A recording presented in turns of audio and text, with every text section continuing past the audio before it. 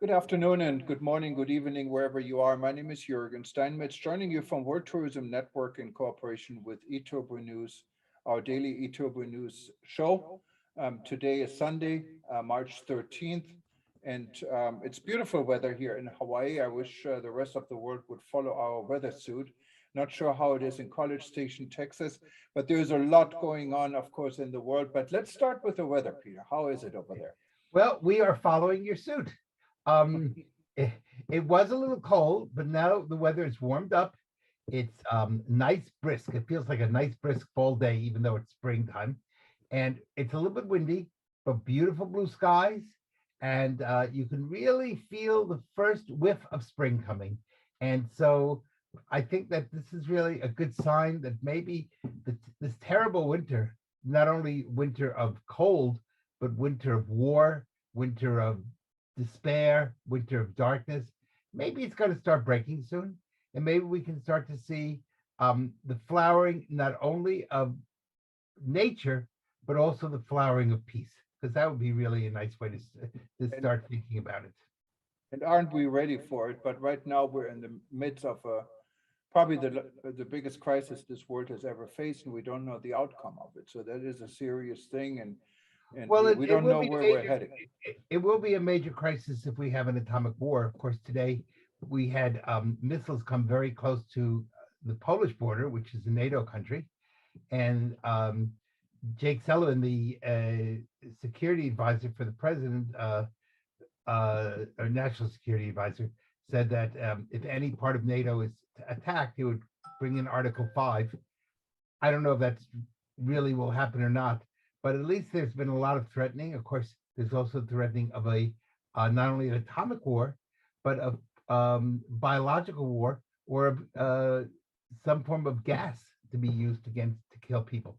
So And none of those Putin, are of good. course, is testing the waters. He wants Yes, to of know course. how far he can go. I encourage everyone. There is a documentary I watched last night, and unfortunately, I don't call the name, but it's on. If you have Prime Video from Amazon, that's why I found it, and it's one of the most popular right now. And it gives you a lot about the history of Putin of and how he thinks.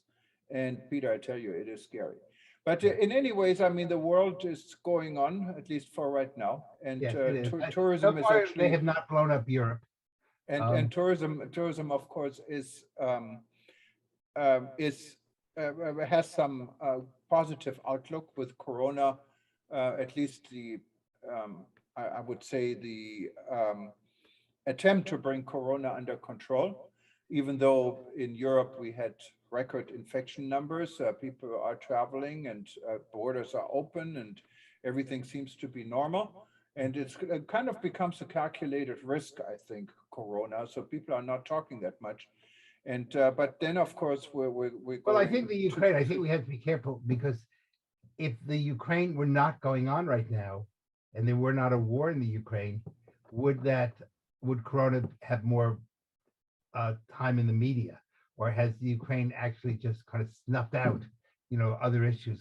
For example, we have a big issue in the United States, a terrible issue of the fentanyl crisis, and the fact that we have literally enough fentanyl came in last year to kill every man, woman, and child in the United States, and we've had almost 100,000 young people die because of overdoses with fentanyl, and that has barely gotten media, and yet that's truly, that's a second war that we're not even beginning to talk about. So I think the Ukraine crisis has kind of knocked everything else off the yeah, and media. that's the good thing out of this Ukraine crisis. It kind of beat COVID within a week. So Yes. it's probably the only positive thing. But eTurbo News and specifically World Tourism Network, we have been on the forefront when it comes to tourism and this crisis. We had Ivan Leptuga. He is the head of the Ukraine Tourism Association on our event several times. Right. Just for those that watched us, he's currently in Odessa, and we all know Odessa is has not been directly hit Yes. by the Russians, but it is unfortunately expected. He was able to bring two of his four kids out of the country. They're in Moldova, and he, with his two elder sons, then young teenagers, but they're over 18, of course, cannot leave the country and are ready to fight. So it's a very tragic situation. Yes. Today we had a very famous war journalist, a journalist from the United States. Was, He's from Arkansas. He got killed. was murdered by the Russians. He was murdered by the Russians. So this thing is definitely going on. Now, what we did at World Tourism Network, we started our Scream for Ukraine campaign. And actually, Ivan came up with this word, and I thought with this word, and I thought it's such a powerful word because the world should scream. We should scream out about it and see what we can do from our end to show solidarity and keep the tourism industry alive in this aspect.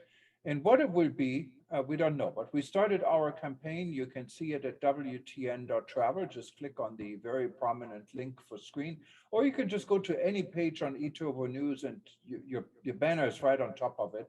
Yeah, Just clean up, as click on it. much as I think we all should support this. I think we have to move from just screaming to doing.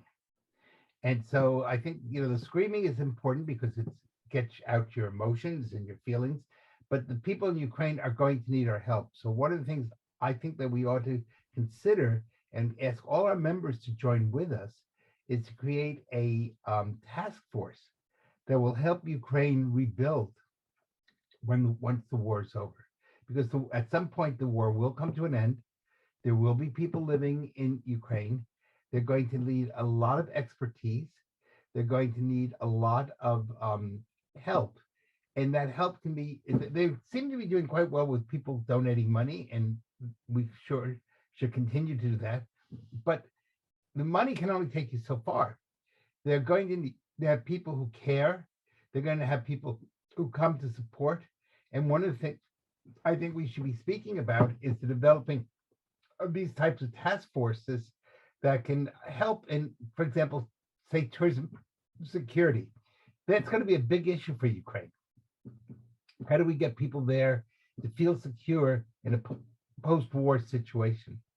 So these are areas that we can be working on. We can be working on new forms of marketing, of rebuilding, of publicity, of ecology, of, well, I can't even say beautification because most of the cities are destroyed, but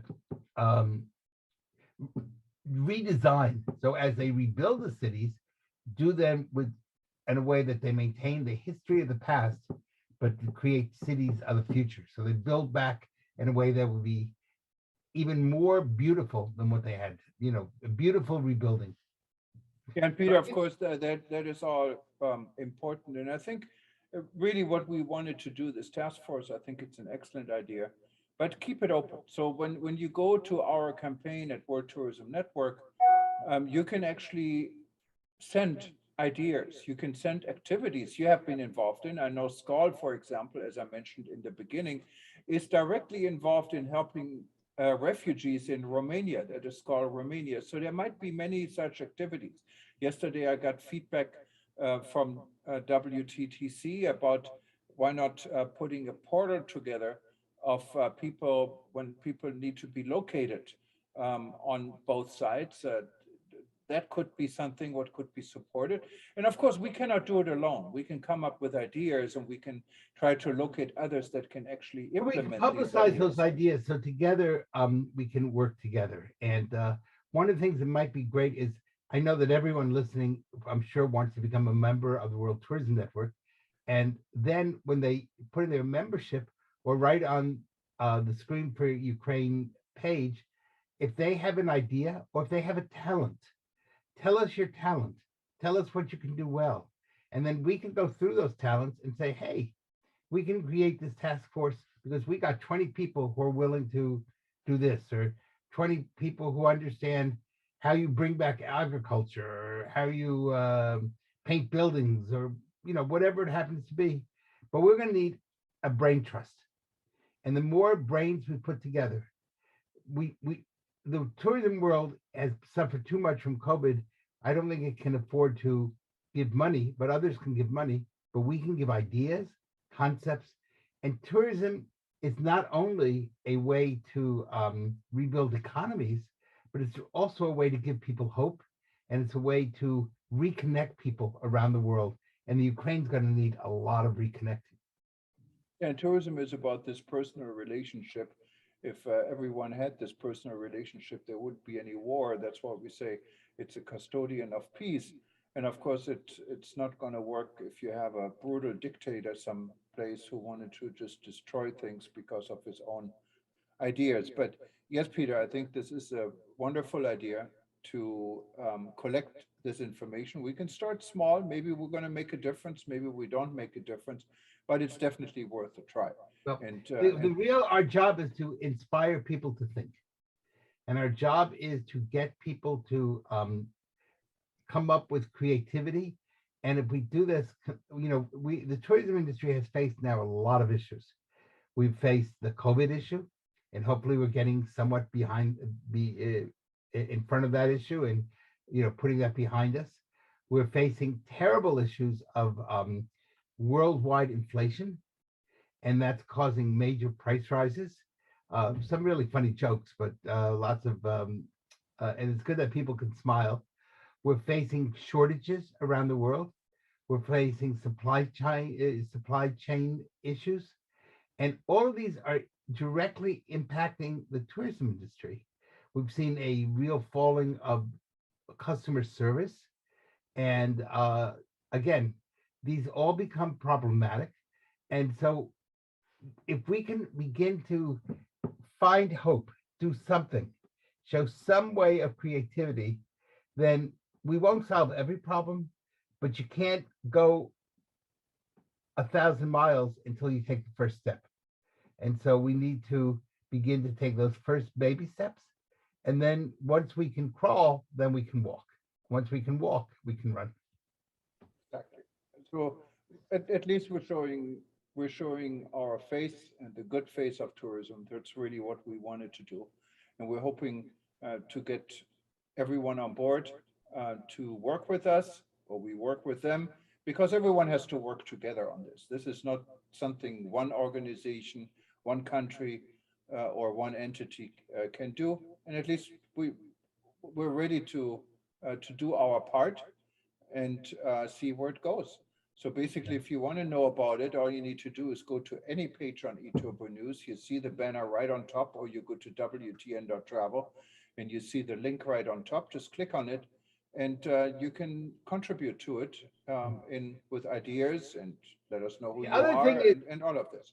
if our listeners are members of an organization, anything that has to do with tourism, maybe it's a local travel organization or whatever, try to get your organizations to become part of World Tourism Network so that we can represent everyone together. And one of the big problems, I think, in the technical part of tourism is we tend to be so separate. We tend to be, we rarely work together in a way that we should. There's 10 million tourism organizations. And that's one of the reasons behind WTN, is trying to find some way that small and medium-sized businesses can come together and as private enterprise, so that we can make a difference in public policy and public perception. And that's why we're not really another organization. We are a network, and a network combines things, and that's really what our goal is. And so let's see where this all goes. We're going to have another busy, uncertain week in front of us. Let's face it, because you cannot run away from it. It is what it is. Right. And I guess we're going to talk. I guess in a we'll day or see two. I think we're going to see one of two things next week. I'm going to be lecturing in, it's kind of the world coming together. I'm going to be in Guadalajara, Mexico, lecturing about medical tourism and the impact of COVID on tourism. So there's that side of it, but we're either going to see, I think, the beginnings of an outline of peace of what Russia and Ukraine can accept, or we're going to see a major spreading of the war that's going to impact a lot of Europe. And I don't think it'll be down the middle. I think it'll be one way or the other. So in that sense, you're really right. The world is kind of on a precipice, and we're going to be interesting to see if we move towards peace or we move towards a world war. And let's hope it's the former and not the latter. Well, everyone, thanks, Peter, and everyone else for listening. And I'm sure we're going to talk a lot more about it. And everyone enjoy the rest of your day. Be in touch. If there's anything you think you can contribute, you wanted to say, Let us this know. is an open forum. Just let us know. And And for I the can many, only, and as you know, in the United States, today we switched the time, it became daylight savings time. And that means that there's lots more light in the afternoon. So let's bring the light of sunshine now to the light of tourism. exactly. Well, I can only say aloha. This is one of the Okay. states where we didn't change the time, so things are getting even more One of the confusing few, yes, in yes, our part of the world. yes. But all the best, and we talk to you all soon. All right, howdy, as we say in Texas. Y'all be good and y'all come back. Okay. Bye-bye. Bye-bye.